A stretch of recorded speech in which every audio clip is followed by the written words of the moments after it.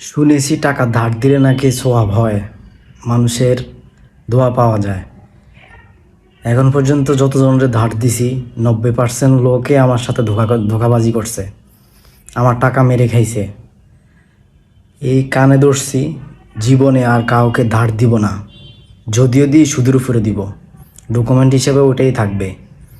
কারণ আমাদের দেশে মানুষের উপকার করলে মনে থাকে না, উপকার করলে টাকা চাইতে গেলে, ধারের টাকা চাইতে গেলে উল্টা বলে যে কি জন্য, কি করবি টাকা দিয়ে, আমার কাছে থাক না, পরে নিস, যখন লাগবে তখন দিয়ে দিব, দিয়ে একদিন পরে দিয়ে দিব। কিন্তু যখন বিপদে থাকে তখন ভাই আমার একটু অনেক সমস্যাতে আছি, আমার পারতেছি না, আমি অনেক বিপদে আছি, আমার যদি টাকা দেস আমি একটু উপকার হব, উপকৃত হবে আমা। পরে যখন টাকা পাওয়া যায় তখন আর চিনে না, নাম্বারও ব্লক লিস্টে পাঠাই দেয়, এরপরে ফোন ধরে না, মেসেজ দেখে না।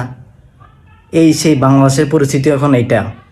তাই কানো ধরছি, জীবনে আর কখনো কাউকে ধার দিব না, কারো উপকার করব না, কারো থেকে যাবো না, কারো কাছে যাবো না। আলহামদুলিল্লাহ এখন পর্যন্ত কারো কাছ থেকে ধার নেই। আর ভবিষ্যতে ইনশাল্লাহ আল্লাহ যেন ওইরকম না করে, কারো কাছ থেকে ধার নিব না ইনশাল্লাহ।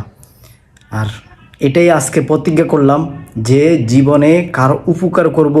ঠিক আছে, তুমি 100 টাকা 500 টাকা আমার থেকে নগদ নিয়ে যাও, কিন্তু আর ধার দিব না। এই কানা ধরে বললাম, এটা আমার প্রতিজ্ঞা।